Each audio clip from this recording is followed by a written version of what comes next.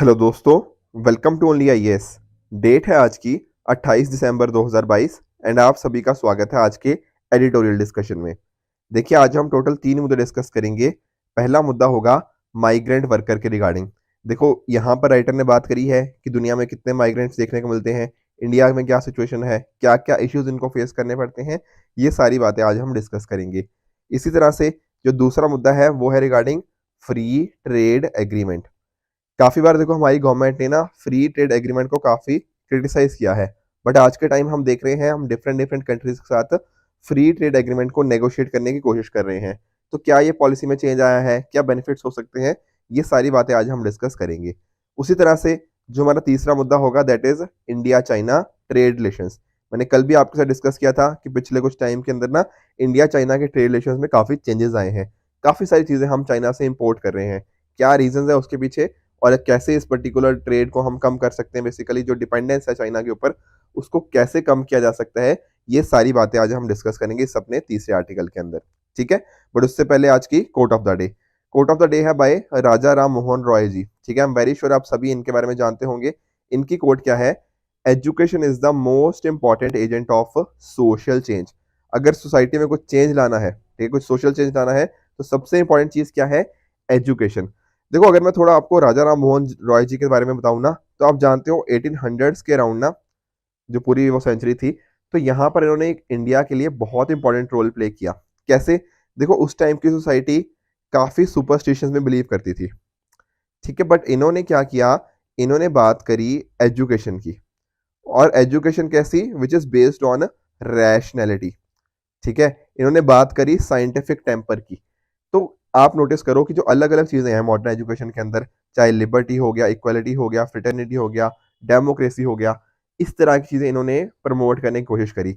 इसके साथ ही नोटिस कीजिए, जो अलग अलग रिलीजन्स थे ना, उनमें इन्होंने कॉमनैलिटी फाइंड करने की कोशिश करी कि डिफरेंट जो रिलीजन्स हैं वो ऐसा नहीं है कि कुछ अलग प्रीच करते हैं, नहीं, सब जगह सिमिलर बातें ही करी गई हैं, थोड़ा चेंजेस के साथ। तो कॉमनैलिटी फाइंड करने की कोशिश करी गई। इन्होंने बात करी ब्रदरहुड की, फ्रेटर्निटी की। और ये सारी बातें कैसे हो पाई? वो हो पाई क्योंकि ये खुद काफ़ी ज़्यादा एजुकेटेड थे। इन्होंने अलग-अलग चीज़ों को पढ़ा, चाहे आप बात कर लीजिए भगवद गीता की बात कर लीजिए, इन्होंने कुरान को पढ़ा, इन्होंने बाइबल को पढ़ा, इस तरह से इन्होंने बहुत सारी बुक्स पढ़ी, मॉडर्न एजुकेशन भी इन्होंने कंप्लीट करी अपनी। तो इस वजह से ना एजुकेशन ने इनकी लाइफ तो चेंज करी ही करी, इसके साथ ही इन्होंने दूसरे लोगों की लाइफ चेंज करने के लिए एक बहुत इंपॉर्टेंट रोल प्ले किया। जैसे एग्ज़ाम्पल समझाता हूँ, इन्होंने सती को बैन करवाने के लिए ना एक इंपॉर्टेंट रोल प्ले किया। क्यों? क्योंकि ये मॉडर्न एजुकेशन इनको थी, ठीक है? ये जानते थे कि सती कोई प्रैक्टिस ठीक नहीं है। तो इस तरह से बहुत सारे रिफॉर्म्स इन्होंने लेकर आए। इसी तरह से ना इनको फादर ऑफ मॉडर्न इंडिया भी बोला जाता है। ठीक है, इतने इंपॉर्टेंट ये सोशल रिफॉर्मर्स थे। और वुमेन की सिचुएशन बात कर लीजिए या इंडियन सोसाइटी की ओवरऑल सिचुएशन बात कर लीजिए, उसको इंप्रूव करने के अंदर एक पॉइंट रोल रहा। काफी ये इंस्पायर्ड थे हमारी जो फ्रेंच रेवोल्यूशन थी या फिर जो फ्रेंच नेशनलिस्ट थे, उनके जो आइडियाज थे कि हमारे पास कैसे लिबर्टी, इक्वालिटी, फ्रेटर्निटी होनी चाहिए, किस तरह से हमारे पास एक ना सेपरेशन ऑफ पावर्स का कॉन्सेप्ट होना चाहिए, वो सारी बातें यहाँ पर हमें इनकी लाइफ के अंदर देखने को मिल जाती हैं। राइट, अब चलते हैं हमारे पहले आर्टिकल की तरफ, जो क्या है? इंडियन माइग्रेंट वर्कर प्लाइट के रिगार्डिंग, और इसको आप जीएस पेपर 2 के इस पर्टिकुलर कंपोनेंट के साथ रिलेट कर सकते हो। देखो, अगर आप नोटिस करोगे ना, तो दिसंबर 18 जो होता है उसको हर साल सेलिब्रेट किया जाता है एज इंटरनेशनल माइग्रेंट डे। अब इस बार का देखो टाइम बहुत इंपॉर्टेंट है माइग्रेंट्स के लिए। क्यों? देखो, अभी अभी तो देखो कोविड-19 होके हटा है, ठीक है, या फिर चल भी रहा है इनफैक्ट। इसके साथ ही बहुत सारे और इश्यूज हैं, जैसे तालिबान ने अफगानिस्तान का टेक ओवर किया, रशिया यूक्रेन का अपना क्राइसिस चल रहा है। उसके साथ ही आपको देखने को मिलेगा जो सब सहारन रीजन है वहां पे पॉवर्टी बहुत ज्यादा इंक्रीज हो रही है और क्लाइमेट चेंज भी बढ़ रहा है। अब ये सारे रीजन जितने भी चारों पांच डिस्कस किए, इन सभी से होता क्या है? इन सभी से माइग्रेशन होती है, चाहे वो देखो क्लाइमेट की वजह से हो या फिर जो ह्यूमन इंड्यूस्ड फैक्टर्स हो गए कि टेररिज्म चल रहा है या इस तरह के इश्यूज चल रहे हैं, उस वजह से हो क्या रहा है? माइग्रेशन हमें इंक्रीज होते हुए देखने को मिल रहा है। थोड़ा मैं डेटा से आपको अगर बताना चाहूँ, तो एक ना इंपॉर्टेंट रिपोर्ट आती है, वर्ल्ड माइग्रेशन रिपोर्ट। ठीक है, कौन निकालता है सर इस रिपोर्ट को? इसको निकाला जाता है आईओएम के द्वारा, that is international organisation of migration. इस पर्टिकुलर बॉडी के द्वारा ये जो रिपोर्ट निकाली जाती है, इसने बताया है क्या कि 2020 में नियरली 28 करोड़ इंटरनेशनल माइग्रेंट्स थे। ठीक है, उससे पहले अगर आप नंबर देखना चाहो तो ये काफ़ी कम हुआ करता था 2019 की बात करें, तो धीरे-धीरे हर साल हमें ये इंक्रीज़ देखने को मिलता जा रहा है।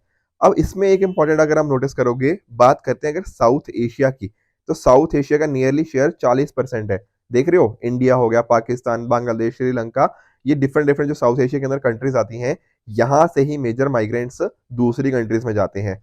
और अगर मैं बात करूँ कहाँ मेजरली जाते हैं, तो वो जाते हैं गल्फ एरियाज़ के अंदर, ठीक है ना? आप सभी जानते हो जो जीसीसी कंट्रीज़ हैं, वहाँ पर एक मेजर शेयर यहाँ पर हमें देखने को मिल जाता है। अभी इसके साथ अगर आप नोटिस करो, तो ये जो माइग्रेशन है ना, काफ़ी नॉन यूनिफ़ॉर्म है, ठीक है?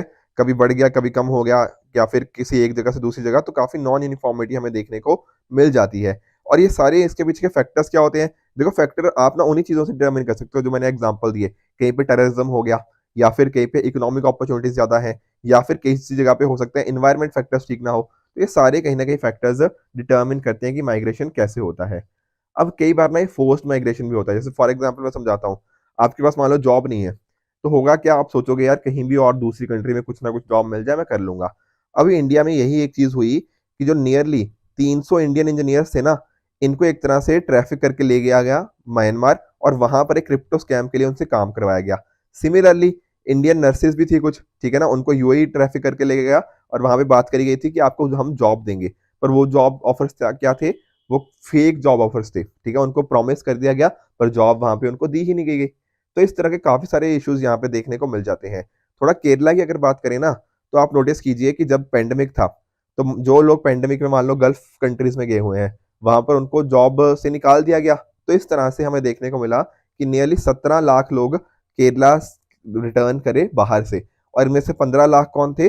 जिनकी कहीं न कहीं बाहर जॉब चली गई थी कोविड-19 पैंडेमिक के लॉकडाउन की वजह से। अब देखो, ये वहाँ से आए इंडिया वापस, तो वहाँ पर इनके पास जॉब थी, पर वहाँ पे जॉब से निकाल दिया गया। अब इंडिया में अगर इनको सस्टेन करना है, तो क्या चाहिए होंगी? जॉब्स, ठीक है? बट यहाँ पे इंडिया में कोई जॉब्स नहीं थी, तो बहुत सारे लोग ना बिना जॉब के आज के टाइम पर भी हैं या फिर कुछ ने अपने-अपने कुछ कंपनीज़ या फिर अपने सेल्फ एम्प्लॉयमेंट अपॉर्च्युनिटीज़ स्टार्ट करने की कोशिश करी है। तो काफ़ी सिचुएशन माइग्रेंट्स की देख सकते हैं कि काफ़ी सिचुएशन खराब है। इंडिया में देखो काफ़ी ज़्यादा माइग्रेंट्स हैं, ठीक है? दुनिया के सबसे ज़्यादा माइग्रेंट्स इंडिया से ही जाते हैं और इंडिया को ही बाहर से पैसा सबसे ज़्यादा आता है जो रेमिटेंसेस की फॉर्म में।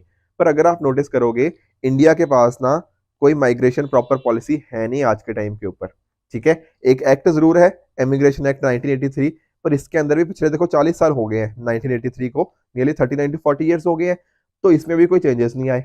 तो इंडियन गवर्नमेंट इसमें कुछ अपडेट ही नहीं कर रही। इतने इम्पोर्टेंट है, इतने ज़्यादा माइग्रेंट्स हैं हमारे यहाँ पे, तो इसमें चेंजेस डेफिनिटली लेकर आने चाहिए ताकि जो करंट रियलिटीज़ हैं, जो करंट सिचुएशन है, उसको हम अच्छे से समझ पाएँ। अब एक बात यहाँ पे नोटिस करने वाली बात है कि एक ना काफ़िला सिस्टम आपको देखने को मिलेगा। स्पेशली जैसे कतर हो गया या फिर काफ़ी सारी कंट्रीज़ ने वैसे इसको हटा भी दिया है, बट काफ़ी सारी गल्फ कोऑपरेशन कंट्रीज़ के अंदर आपको एक काफ़िला सिस्टम देखने को मिलेगा। अब ये काफ़िला सिस्टम क्या होता है? देखो, मान लीजिए कोई पर्सन है, इसको बाहर जाना है, दूसरी कंट्री में जाना है, तो वहाँ पर क्या होगा, वहाँ का जो एम्प्लॉयर है, जो इसको वहाँ जाके जॉब देगा ना, तो वो क्या करेगा, वो सारा इसके साथ कुछ कोऑर्डिनेट करेगा और जब वो वहाँ दूसरी कंट्री में जाके पहुँचेगा, ये जो एम्प्लॉयर है इसका, इसका जो पासपोर्ट होता है, इसका जो वीज़ा वगैरह होता है, वो सारे डॉक्यूमेंट्स वगैरह बेसिकली वो अपने पास रख लेगा। अब एक तरह से होगा क्या ना, ये इसको जो भी काम करेगा, ये एम्प्लॉयर की मर्ज़ी के हिसाब से करना पड़ेगा बिल्कुल। तो कई बार ना यहाँ पर हमें ह्यूमन राइट्स वायलेशन के केसेस भी देखने को मिल जाते हैं। जो वर्कर्स हैं ना, वो उनको क्या काम करना पड़ता है? हमेशा वही काम करना पड़ता है, जो उनका एम्प्लॉयर बोलता है। तो एक तरह से जो वर्कर्स हैं, उनकी काफ़ी ज़्यादा एक्सप्लॉइटेशन हो जाती है, क्योंकि उनके पास कोई लीगल रिपरकशन ही नहीं है, ठीक है ना? लीगल कोई तरीका ही नहीं है, क्योंकि उनके पासपोर्ट तो किसने रख लिए? इस एम्प्लॉयर ने रख लिए अपने पास। तो ये सारे कुछ ना खराब सिचुएशंस हमें यहाँ पर देखने को मिल जाती हैं। ठीक है, उसी तरह से एक और एग्जांपल है कि काफ़ी सारे एक ना कैंपेन चला था जस्टिस फॉर वेज थेफ्ट। इसका मीनिंग क्या है कि काफ़ी सारी जगह पर ऐसा नोटिस किया गया कि आपने काम तो किया, पर आपको बदले में सैलरी ही नहीं मिली। आपके ड्यूज़ पेंडिंग के पेंडिंग ही पड़े हुए हैं। तो ये सारी सिचुएशंस खराब थोड़ा देखने को मिलती हैं विद रिगार्ड्स टू माइग्रेंट्स। इसके अलावा अगर आप नोटिस करोगे, ठीक है ना, जीसीसी नेशंस मैं आपको बता भी रहा था, गल्फ कॉर्पोरेशन जो कंट्रीज़ हैं, यहाँ पर आपको 6 कंट्रीज़ देखने को मिल जाएँगी। कौन-सी? बहरीन हो गया, कुवैत हो गया, ओमान, कतर, ठीक है, सऊदी अरेबिया हो गया और यूएई। ये जो 6 कंट्रीज़ हैं, यहाँ पर इनकी बात करी जा रही है गल्फ कॉर्पोरेशन कंट्रीज़ की। तो यहाँ पर इन्होंने कुछ कोशिश करी है, पर बहुत सारे केसेज़ में ऐसा देखा गया है कि या तो इनको सैलरीज नहीं मिली जो इंडियंस वहां पे गए हैं, या फिर उनको कंपनी से निकाल दिया गया, या फिर उनको जो सैलरी जितनी मिलनी चाहिए थी उससे काफी कम सैलरीज यहाँ पे देखने को मिली हैं। इसके साथ ही ठीक है, आप और भी यहाँ पे देख सकते हो और क्या क्या इश्यूज हैं। ठीक है, लेबर राइट्स प्रॉपर नहीं होते, प्रॉपर वर्किंग कंडीशंस नहीं है, तो इस तरह के काफी सारे नेगेटिव चीजें यहाँ पे देखने को मिल जाती हैं। इवन देखो जो फिलीपींस कंट्री है ना, वहां पर भी ये वेज थेफ्ट वाली सिचुएशन इन लोग को देखने को मिली थी कि जिनके जो लोग वहां पर दूसरी जगह गए थे उनको उनकी सैलरीज वहां पे नहीं मिली। तो काफी सारे कंसर्न्स हैं। इसके साथ ही इंडिया को और भी फोकस करना चाहिए, जैसे for example women migrant workforce के रिगार्डिंग। ठीक है ना, जैसे जीसीसी कंट्रीज हो गया, या फिर OECD, organisation for economic cooperation and development. ये एक तरह की ऑर्गेनाइजेशन है जहां पर नियरली 38 मेंबर कंट्रीज हमें देखने को मिल जाती हैं जो आपस में इकोनॉमिक प्रोग्रेस को वर्क करती हैं। अब देखो जो इंडियन नर्सेज हैं, ठीक है, अलग अलग कंट्रीज में जाती हैं। ठीक है, इराक हो गया, सीरिया हो गया, तो ये काफी वोलेटाइल कंट्रीज हैं। अगर यहाँ पर काम करना है इनके लिए तो कुछ प्रॉपर पॉलिसीज हमारे पास होनी चाहिए। जो बात कर रहे थे ना 1983 के बाद कोई एक्ट नहीं बना, तो उस एक्ट में कुछ अमेंडमेंट लेकर आए। आज के टाइम पर देखें क्या सिचुएशन हम उसके लिए कर सकते हैं। तो इस तरह के कुछ चेंजेस लेकर आने पड़ेंगे जो करंट सिचुएशन को हमारे रियलाइज करें। ठीक है ना, तो इमिग्रेशन बिल जो था उस तो हम पास करें 2021 का जो था, तो अपनी पॉलिसीज को हमें रिविजिट करने की जरूरत है। उसी तरह से यूनाइटेड नेशंस ने भी ना इन पर्टिकुलर माइग्रेंट लेबर जो इश्यूज हैं इनको रिकॉग्नाइज किया हुआ है। ठीक है ना, ये पर्टिकुलर इनका एक रेजोल्यूशन है। तो यहाँ पर हमारी गवर्नमेंट को भी इंश्योर करना चाहिए कि उसी डायरेक्शन में मूव करते हुए जो माइग्रेंट्स हैं उनकी प्रॉब्लम्स को सुने और उस हिसाब से पॉलिसीज हो गया, एक्ट्स हो गया, उसी डायरेक्शन में अच्छे से बन पाए। ठीक है, तो ये हो गया हमारा पहला आर्टिकल। चलते हैं हमारे दूसरे आर्टिकल की तरफ, जो क्या बात करता है कि गवर्नमेंट को फ्री ट्रेड एग्रीमेंट्स के ऊपर क्यों पुश करना चाहिए, और इसको आप जीएस पेपर 2 के इस पर्टिकुलर कंपोनेंट के साथ रिलेट कर सकते हो। देखो अगर बात करें ना करंट गवर्नमेंट की, तो करंट गवर्नमेंट के अंदर देखने को क्या मिला था कि पहले ना हम कोशिश कर रहे थे कि नहीं, फ्री ट्रेड एग्रीमेंट क्या है, खराब है। काफी टाइम तक हमारा ये परसेप्शन रहा। पर आज के टाइम पर अगर आप नोटिस करोगे तो जो करंट गवर्नमेंट है उनकी क्या कोशिश है, उनकी कोशिश है फ्री ट्रेड एग्रीमेंट अलग अलग कंट्रीज के साथ करने की। जैसे एग्जांपल समझो, हमने ऑस्ट्रेलिया के साथ फ्री ट्रेड एग्रीमेंट साइन किया, फिर यूएई के साथ साइन किया, और अभी काफी स्ट्रांग बात चल रही है between with UK as well as with European Union. तो ये जैसे जैसे देखो अब इंपॉर्टेंट फेज में जा रहे हैं, फ्री ट्रेड एग्रीमेंट के फेज में जा रहे हैं, तो एक क्वेश्चन उठ जाता है कहीं ऐसा तो नहीं कि कुछ नॉन टैरिफ बैरियर्स अभी भी रह जाएंगे। देखो अगर आपको किसी एक कंट्री से दूसरी कंट्री सामान भेजना है ना, तो आपके पास या तो टैरिफ बैरियर्स हो सकते हैं या नॉन टैरिफ बैरियर्स। कई बार हो सकता है उन्होंने इम्पोर्ट ड्यूटीज वगैरह बढ़ा दी हो, इस तरह की सिचुएशन हो सकती है। या फिर अदरवाइज कई बार हो सकता है कोई sanitary and phyto sanitary barriers बता दिए कि नहीं आपका सामान तो खराब है, वहां पे एनवायरनमेंट को ध्यान नहीं रखा गया, ये तो हेल्थ के लिए अच्छा नहीं है। तो इस तरह की सिचुएशन आ सकती है फाइटो सैनिटरी बैरियर्स के कॉरस्पॉन्डिंग। तो यहाँ पर राइटर क्या बात करते हैं कि नॉन टैरिफ बैरियर्स को भी हमें देखना पड़ेगा। जैसे कई बार बोल दिया जाता है कि मान लो आपने ना अच्छे से प्रोड्यूस नहीं किया और आपने किसी चीज के प्रोडक्शन के अंदर इन्वायरमेंट को बहुत ज्यादा पोल्यूट कर दिया, तो हम आपका सामान एक्सेप्ट नहीं करेंगे। तो एफटीएस के अंदर अगर इस तरह के इश्यूज आएंगे ना, तो काफी कंसर्न रहेगा।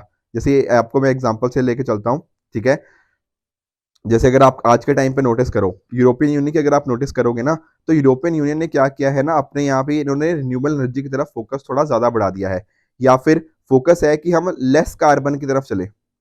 ठीक है, कि कार्बन को कम से कम यूज किया जाए। तो इन्होंने उस हिसाब से टेक्नोलॉजीज भी बना ली हैं जो कम कार्बन को यूज करती हैं। पर इंडिया के केस में क्या है, इंडिया के केस में अभी हम उस डायरेक्शन में उतना ज़्यादा मूव नहीं कर पाए हैं। हमारे पास अभी उतना ज़्यादा फंड्स नहीं है कि हम उसकी तरफ बहुत तेज़ी से मूव करें। तो होता क्या है ना, अगर मान लीजिए आयरन हो गया, स्टील हो गया, इस तरह की चीज़ें हैं, यहाँ पर क्या हो रहा है, अगर यूरोपियन यूनियन में कोई सामान बन रहा है तो वो कम कार्बन वाला बन रहा है। Whereas in case of India हमारा प्रोडक्शन प्रोसेस तो अभी भी वैसा ही है। तो इंडिया के केस में क्या होता है, हमारे यहाँ पे कार्बन हम ज़्यादा यूज़ कर लेते हैं। तो ये क्या हुआ, लेस इन्वायरमेंट फ्रेंडली, और ये यूरोपियन यूनियन वाली चीज़ क्या हुई, मोर इन्वायरमेंट फ्रेंडली। तो अब मान लीजिए इंडिया से कोई सामान अगर यूरोपियन यूनियन जाना है, तो यूरोपियन यूनियन वाले पता क्या करेंगे, वो एक तरह का कार्बन टैक्स लगा देंगे हमारे ऊपर कि नहीं आप लोगों ने तो क्या किया है, आप लोगों ने तो ज़्यादा पोल्यूशन किया है, ज़्यादा कार्बन एमिट किया है, तो आपके प्रोडक्ट्स के ऊपर क्या लगेगा, एक कार्बन टैक्स लगेगा। अब आप बताओ, इंडिया से कोई प्रोडक्ट दूसरी कंट्री में जा रहा है, उसके ऊपर एक टैक्स लगा दिया, तो क्या हो गया, हमारा प्रोडक्ट हो गया महंगा, उसका प्राइसेस बढ़ गए। अब प्राइसेस बढ़ गए, महंगा हो गया, तो क्या वो यूरोपियन यूनियन वाले प्रोडक्ट्स के साथ कंपीट कर पाएगा? The answer is no.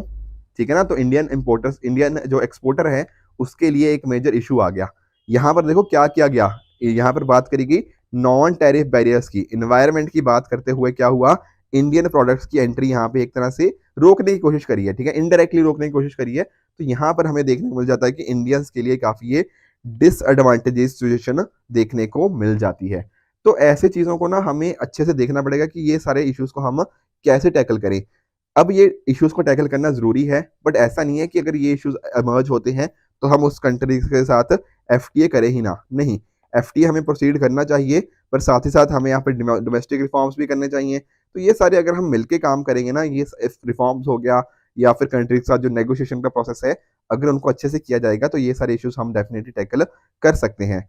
इसके साथ ही देखो इंडिया के द्वारा भी ना कुछ इम्पोर्ट ड्यूटीज ना बढ़ाने की बात करी गई है कि मान लो ये है इंडिया, ये दूसरी कंट्री से कुछ सामान आ रहा है इंडिया में, तो इंडिया का बात कर रहा है कि अगर बाहर से कोई ऐसा सामान आ रहा है जो कि उतना एसेंशियल नहीं है, बेसिकली नॉन एसेंशियल आइटम है, तो उसके ऊपर हम क्या करेंगे, हम एक तरह का इम्पोर्ट ड्यूटी जो है वो बढ़ा देंगे। तो यहाँ पर ना एक ऐसा लगता है सामने वाली कंट्री को कि इंडिया क्या कर रहा है, एक प्रोटेक्शनिज्म की पॉलिसी को अडॉप्ट कर रहा है कि हम चाहते हैं कि बाहर से सामान इंडिया में आए ही ना।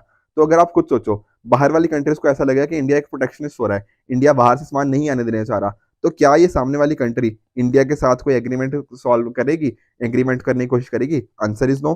तो हमें ना देखो, एक तरफ तो हमें एक्सपोर्ट को बूस्ट करना है, बट साथ ही साथ हमें ये भी इंश्योर करना है कि हम एक क्लोज्ड इकोनॉमी ना बन जाए। हमें कोशिश करनी है कि सामने वाली कंट्रीज के साथ हम प्रॉपर रिलेशन बना के रखें, ठीक है ना। तो ये सारी चीज़ें ही यहाँ पर राइटर ने बात करी गई है कि प्रॉपर अगर हम एफटीएस के अंदर ये सारी चीज़ें इंश्योर करें कि कैसे हम बैरियर्स ट्रेड के कम करेंगे, ठीक है, कैसे ग्लोबल वैल्यू चेन का एक पॉइंट पार्ट बनकर आएंगे, ये सारी सिचुएशन इंडिया को हेल्प कर सकती है।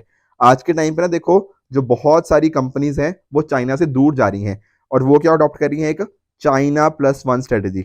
देखो इसको समझना, चाइना प्लस वन स्ट्रेटेजी क्या है। पहले क्या होता था ना, अब देखो चाइना में ना चीज़ें सस्ती हैं, चाइना में प्रोडक्शन वगैरह करना काफ़ी आसान होता था, ठीक है, लो प्रोडक्शन कॉस्ट है, जो प्रॉपर पॉलिसीज है उस हिसाब से है। तो कंपनीज अलग अलग क्या करती थी, वो चाइना में प्रोडक्शन करना पसंद करती थी, पर चाइना में बहुत सारे इश्यूज भी आए। तो अब क्या फोकस है कि चलो चाइना में तो हम है ही हैं, पर उसके साथ ही साथ एक किसी और कंट्री के अंदर हम इन्वेस्ट कर देंगे। उससे क्या होगा, इन्होंने अपने बिजनेस को क्या कर दिया, डाइवर्सिफाई कर दिया। ऐसा नहीं है कि सिर्फ और सिर्फ हम चाइना के ऊपर ही डिपेंडेंट है, नहीं, इसके अलावा हमने यहाँ पर कर ना हमने क्या कर दिया, अपने बिजनेस को डाइवर्सिफाई कर दिया अलग अलग कंट्रीज के कॉरस्पॉन्डिंग। तो अगर इंडिया भी इस चीज़ का फायदा उठा सकता है कि जो डाइवर्सिफिकेशन है वो इंडिया में हो, तो ये सारे बेनिफिट्स इंडिया के द्वारा रीप किए जा सकते हैं कि जो ग्लोबल वैल्यू चेन्स के अंदर चेंजेस आ रहे हैं, वहां पर इंडिया का एक स्ट्रॉन्ग रोल हो सकता है, और वो तभी हो पाएगा अगर इंडिया बैरियर्स टू ट्रेड को कम रखे, ठीक है ना, और ग्लोबल वैल्यू चेन का इंपॉर्टेंट पार्ट बनने की कोशिश करे, राइट। तो ये हो गया हमारा दूसरा आर्टिकल। चलते हैं हमारे तीसरे आर्टिकल की तरफ, जो रिलेट करता है इंडिया चाइना ट्रेड के रिगार्डिंग, और इसको आप जीएस पेपर 3 के इकोनॉमी वाले कंपोनेंट के साथ रिलेट कर सकते हो। देखिए अगर आपने नोटिस किया हो तो देखो, इंडिया और चाइना के बीच में काफ़ी बार क्लैशेस देखने को मिले हैं। इससे पहले हमें 2020 के अंदर देखने को मिले थे, और अभी बहुत ही रिसेंटली हमें तवांग अरुणाचल प्रदेश के अंदर ये सारी सिचुएशन दोबारा रिपीट होती हुई देखने को मिली है। अब अगर आप नोटिस कीजिए, देखो काफ़ी बार ना, जैसे 2020 का भी मुझे याद है, तब हमने काफ़ी बात करी थी कि अब चाइना के साथ हम ट्रेड कम कर देंगे। लोगों ने भी काफ़ी आगे बढ़ के आए थे कि अब चाइना के साथ हम ट्रेड कम कर देंगे। पर अगर आप नोटिस करोगे ना, तो ट्रेड जो है हमारा डेफिसिट है वो बढ़ता ही जा रहा है। बेसिकली पॉइंट ये है कि चाइना से हम जो सामान इंडिया आता है ना, वो कंसिस्टेंटली इंक्रीज होता जा रहा है, और बहुत ज़्यादा तेज़ी से इंक्रीज हुआ है। अगर आप नोटिस करोगे तो इंडिया की जो डिपेंडेंस है वो चाइना के ऊपर इंक्रीज होती जा रही है। जैसे फॉर एग्जांपल फार्मास्यूटिकल हो गया, ठीक है ना। अगर आप फार्मा के बारे में जानते हो ना थोड़ा, तो आप रियलाइज करोगे कि यहाँ पर एक चीज़ होती है एपीआई, एक्टिव फार्मास्यूटिकल इंग्रेडिएंट, जो कि बेसिकली एक मेडिसिन का एक इंपॉर्टेंट कंपोनेंट होता है। तो इंडिया ना बहुत ही हैविली डिपेंडेंट है एपीआईज के ऊपर, और कहाँ से, चाइना से। अगर बात जब हम कोविड-19 की करें, जब थोड़ा ट्रेड ना डिस्टॉर्ट हो गया था, ट्रेड बेसिकली रुक गया था, तो इंडिया जो कि चाइना के ऊपर बहुत ज़्यादा डिपेंडेंट था एपीआईज के लिए, तो इंडिया में एपीआईज आ नहीं रही थी उस टाइम पे। तो एक मेजर इशू इंडिया के अंदर वो चीज़ बन गई थी। इसके साथ ही अगर आप देखिए, तो चाइना इंडिया का क्या है, दूसरा सबसे बड़ा ट्रेडिंग पार्टनर है। सर पहले पे कौन है, पहले पे है यूनाइटेड स्टेट्स। इंडिया यूएस के साथ है, टोटल 120 बिलियन डॉलर का नियरली ट्रेड करता है, पर चाइना के साथ कितना है, 115 बिलियन डॉलर। अब अगर इसमें भी आप फर्दर नोटिस कीजिए, तो ये देखो ट्रेड डेफिसिट का ग्राफ देखो जरा। ग्राफ में देखो आपको क्लियरली शो होगा कि ये, अगर आप नोटिस करो थोड़ा, कि जैसे मान लो ये FY01 है, बेसिकली 2000 के आसपास की बात कर रहे हैं। तो 2000 के आसपास ना हमारा ट्रेड डेफिसिट कितना था, $1 बिलियन। कहने का पॉइंट क्या है कि लगभग ना हमारा ज़्यादा कुछ डिफरेंस नहीं था। जितना हम इंपोर्ट करते थे ऑलमोस्ट उसी के आसपास एक्सपोर्ट करते थे। सिर्फ $1 बिलियन तो थोड़ा सा नंबर होता है, इतना कोई बड़ा नंबर नहीं है। तो ऑलमोस्ट उतना ही इंपोर्ट होता था जितना एक्सपोर्ट होता था। पर आज के टाइम पर देखो ये कंसिस्टेंटली 60-70 इस तरह से मूव करता जा रहा है। करंटली कितना है, $73 बिलियन। बहुत ही बड़ा नंबर हो चुका है। और देखो मैं बात कर रहा था ना 2020-21 की, जब हमारा चाइना के साथ थोड़ा कॉन्फ्लिक्ट हुआ था, तो 2020-21 में कितना था, $44 बिलियन। उसके बाद हमने क्या बात करी, हम चाइना से सामान कम मंगवाएंगे। पर क्लियरली डेटा तो ऐसा नहीं दिखा रहा। डेटा तो यह दिखा रहा है कि हम तो और भी ज़्यादा डिपेंडेंट हो गए हैं चाइना के ऊपर। तो ये सारे कंसर्न्स मेजरली बन जाते हैं, राइट। ठीक है, तो यहाँ पर उसी बात का डेटा को ही राइटर ने बार बार बताया हुआ है कि क्या क्या चीज़ें हम इंपोर्ट करते हैं। जैसे मान लो पर्सनल कंप्यूटर हो गया, ठीक है, तो ये एक लैपटॉप हो गया, पाम टॉप हो गया, ये सारी चीज़ें हम मेजरली यहाँ से इंपोर्ट करते हैं। उसके साथ ही देखो लिथियम आयन बैटरीज हो गया, सोलर सेल्स हो गया, यूरिया हो गया, आईसीज हो गए। तो ये सारी अलग अलग के हमारे पास डेटा यहाँ पे राइटर ने दिए हुए हैं। तो कुल मिला के बात यही है कि हम एक्सपोर्ट बहुत कम करते हैं, पर इम्पोर्ट वहाँ से बहुत ज़्यादा हमारे देखने को मिल जाता है। ठीक है, आप इन चीज़ों को पढ़ सकते हो कि कहाँ से कितना इंपोर्ट किया, कितना एक्सपोर्ट किया। अब एक्सपोर्ट का देखो जरा, एक्सपोर्ट का नंबर देखो 2010-11 में ना $14 बिलियन था। 2020 में कितना है, $16 बिलियन। तो this hardly any improvement in export. तो एक्सपोर्ट बढ़े ही नहीं, पर इंपोर्ट का नंबर तो बहुत तेजी से हमारे यहाँ पे बढ़ता ही जा रहा है और एक मेजर कंसर्न हो चुका है। अब सर इसके पीछे के कारण क्या है, इतनी तेजी से हमारा डेफिसिट क्यों बढ़ रहा है? इसका देखो रीजन ये है, पहली बात तो कि चाइना के अंदर अगर आप नोटिस कीजिए तो चाइना ने ना कुछ रेगुलेशंस लगा रखी है अपनी मार्केट के ऊपर। जैसे कि अगर भारत से कोई बनी हुई सामान बाहर जाएगा, चाइनीज की मार्केट के अंदर जाएगा, तो कुछ रिस्ट्रिक्शंस है वहाँ के ऊपर। इस वजह से क्या होता है कि इंडिया के जो प्रोडक्ट्स है वहाँ पर नहीं बिक पाते।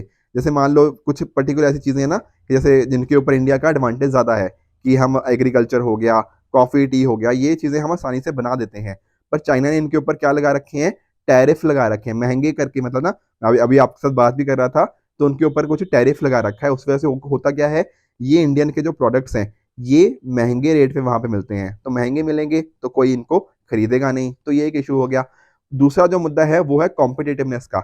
देखो अगर आप जैसे मान लो दिवाली का टाइम का नोटिस करो, दिवाली के टाइम एक आती है चाइनीज लाइट्स, एक आती है जो इंडियंस के द्वारा लाइट्स बनी होती हैं।